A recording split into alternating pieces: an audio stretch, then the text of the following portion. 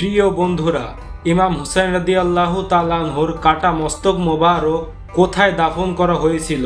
কোন বাদশাহ সোনার থালার উপরে ইমাম হুসাইন রাদিয়াল্লাহু তাআলা আনহুর কাটা মাথা মোবারক রেখে জিয়ারত করেছিল? কারবালার যুদ্ধে যখন ইমাম হুসাইন রাদিয়াল্লাহু তাআলা আনহুকে শহীদ করা হয়েছিল, তখন তার মাথা মোবারক শরীর থেকে আলাদা করে দেওয়া হয় এবং সেই কাটা মস্তক মোবারককে বর্ষার আগায় গেঁথে সারা শহর ঘোরানো হয়েছিল। তারপরে ইমাম হুসাইন রাদিয়াল্লাহু তাআলা আনহুর মস্তক মোবারক কোথায় ছিল এবং শেষ পর্যন্ত কি হয়েছিল তা নিয়ে জানাবো আজকে ভিডিওতে। হযরত ইমাম হুসাইন রাদিয়াল্লাহু তাআলা আনহুর মাথা মোবারক কোথায় দাফন করা হয়েছে তা নিয়ে গবেষকদের মধ্যে মতপার্থক্য রয়েছে।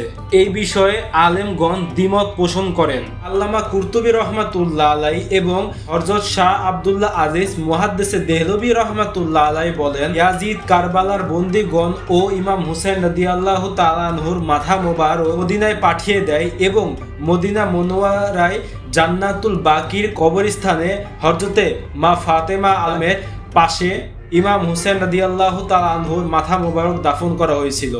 কেউ কেউ বলেছেন কারবালার ঘটনার 40 দিন পর ইয়াজিদ কারবালায় আসে এবং ইমাম হুসাইন রাদিয়াল্লাহু তাআলা আনহুর মাথা মোবারক মদিনা থেকে এনে কারবালা প্রান্তরে ইমাম হুসাইন রাদিয়াল্লাহু তাআলা আনহুর দেহ মোবারক যেখানে দাফন করা হয়েছিল সেখানে তার শরীরের সাথে মাথা মোবারক জোড়া লাগানো হয়, তারপর সেখানে দাফন করা হয়।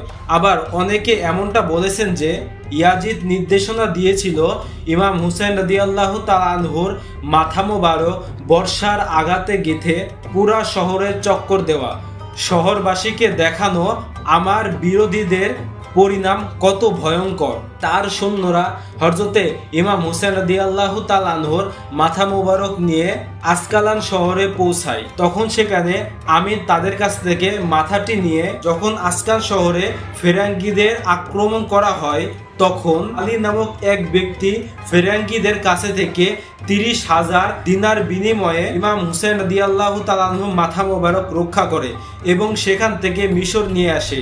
মাথার রক্ত তখন তাজা ছিল এবং সেখান থেকে কস্তুরীর সুগন্ধ বের হচ্ছিল। তিনি একটি সিল্কের কাপড়ে কন্তরি ও আম্বারের সুঘ্রাণ রেখে তারপর ইমাম হুসাইন রাদিয়াল্লাহু তাআলা আনহু মাথা মোবারক রাখে এবং একটি সোনার থালায় রেখে থালাটি একটি কুরসির উপরে রেখেছে এবং সোনার থালায় রেখে সেই থালাটি একটি কুরসির উপরে রাখেন। তারপর এর নিচে চারপাশে ঢেকে দিয়ে মাশহাদ হুসাইনি তৈরি করেন। খালিলিন মাশহাদ হুসাইনি সুলাইমান বিন আব্দুল মালেক দ্বারা সম্পাদনা করা হয়েছিল। কথিত আছে সুলাইমান বিন আব্দুল মালিক বাদশাহ হওয়ার আগ পর্যন্ত ইমাম হুসাইন রাদিয়াল্লাহু তাআলা আনহুর মাথা মোবারক ইয়াজিদের কোষাগারে ছিল।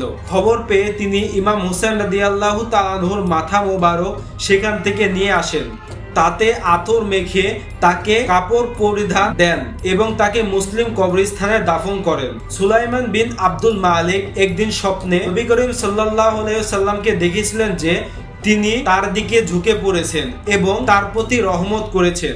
তিনি হযরতে হাসান বসরি রাদিয়াল্লাহু তাআলা আনহুকে এই স্বপ্নের ব্যাখ্যা হিসাবে জিজ্ঞাসা করলে তিনি বলেন যে নবীর পরিবারের প্রতি তোমার কোনো কল্যাণকর কাজ সম্পাদন হয়েছে। তখন তিনি ইমাম হুসাইন রাদিয়াল্লাহু তাআলা আনহুর মাথা মোবারক ইয়াজিদের কোষাগারে ছিল। আমি তাকে আতর এবং কাফন পরিধানের সম্মানের সাথে দাফন করেছি এবং তার জন্য জানাজার নামাজ পড়েছি। তখন হাসান বসরি রাদিয়াল্লাহু তাআলা আনহু বললেন, তোমার এই কাজে আল্লাহর হাবিব রাসূল আকরাম সাল্লাল্লাহু আলাইহি ওয়াসাল্লাম খুশি হয়েছেন। এছাড়াও আরো অনেক রিওয়ায়াত রয়েছে, তবে যেটা আগে বর্ণিত হয়েছে এটাই সঠিক যে ইমাম হুসাইন রাদিয়াল্লাহু তাআলা আনহুর মাথা মোবারক মদিনাতুল মুনাওয়ারায় কবরস্থানে দাফন করা হয়েছে।